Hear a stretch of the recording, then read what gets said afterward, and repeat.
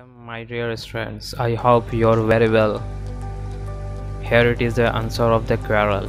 यहाँ पे आपका क्वेरल चैप्टर का यानी चैप्टर 4 है और क्लास 4 का जो दिया गया है चैप्टर 4 में वो इसका यहाँ पे क्या दिया गया आंसर की दिया गया है वार्म अप कॉम्प्रिहेंशन का दिया गया है। टोटल कॉम्प्रिहेंशन में पहले हम लोग क्वेश्चन देख लेते हैं कि हम लोग कौन सा चैप्टर है। ये आपका चैप्टर है, जैसे कि आपको मालूम है ये ऑलरेडी हम क्या कर चुके हैं, ये पढ़ा चुके हैं। द क्वेरल ये सारा चढ़ा एलिनर फाजन का लिखा गया है ये, ठीक है। तो ये तो हम चैप्टर पढ़ा चुके हैं ऑलरेडी। अगर नहीं देखे हैं, आप लोग नहीं पढ़े हैं तो एक बार दोबारा पढ़ लीजिएगा, तब इसके बाद इसे बनाना शुरू करना है। ये आपका चैप्टर है क्वेरल में, और क्वेरल में आते हैं कॉम्प्रिहेंशन में क्या दिया गया आपका आंसर दिस क्वेश्चंस।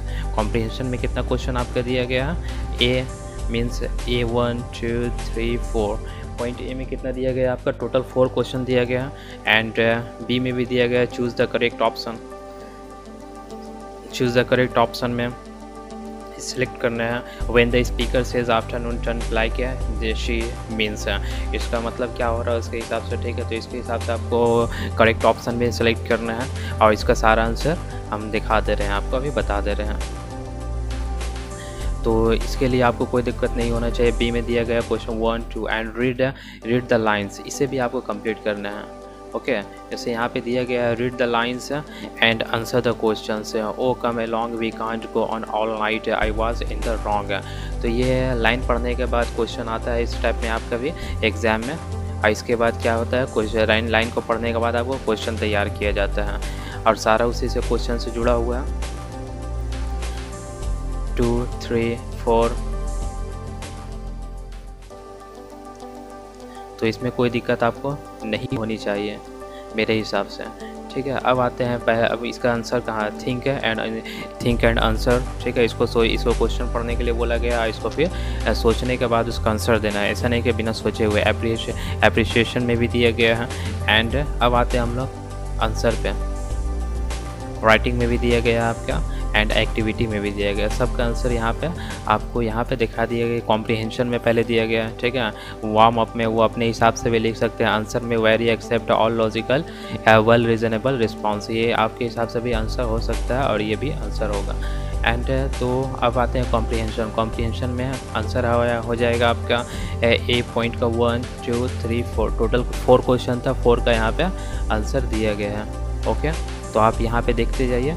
और बी का भी दिया गया, जैसे कॉम्प्रिहेंशन में दिया गया ए का 1 2 3 एंड 4 एंड आंसर दिया गया बी का 1 का बी हो जाएगा एंड 2 का सी हो जाएगा। मतलब बी का 1 बी क्या लिख रहा है और बी का 1 2 सी क्या लिख रहा है। देखिए यहाँ पे 1 का हम आते हैं यहाँ पे क्वेश्चन, फिर आपको हम दिखाते हैं।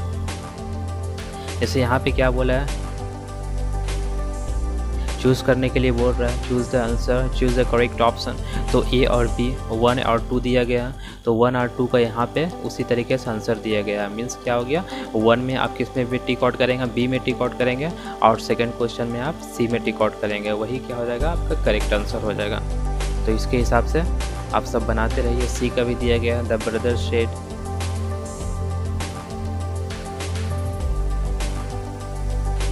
तो कॉम्प्रिहेंशन से पहले एक बार वार्म अप को देख लीजिए अच्छे से, आप इसे पॉज करके लिख सकते हैं, ठीक है।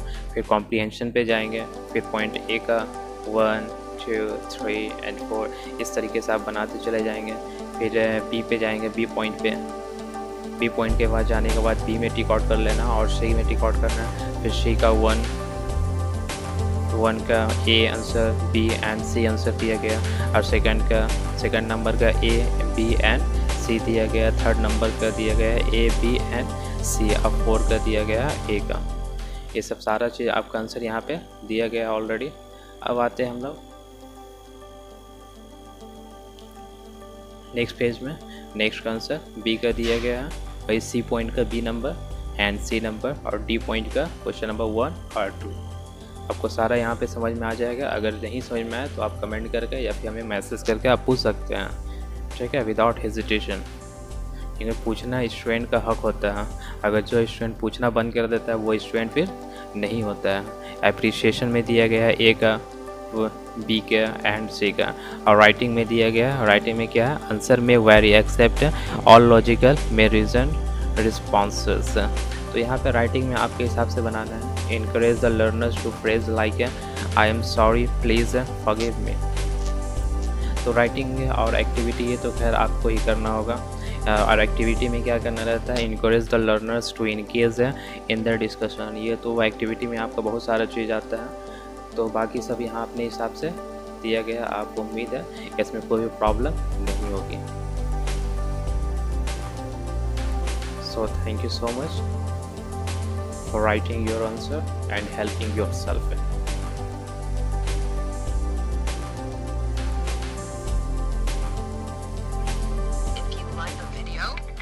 Please click on the like button, write a comment, and subscribe to my channel.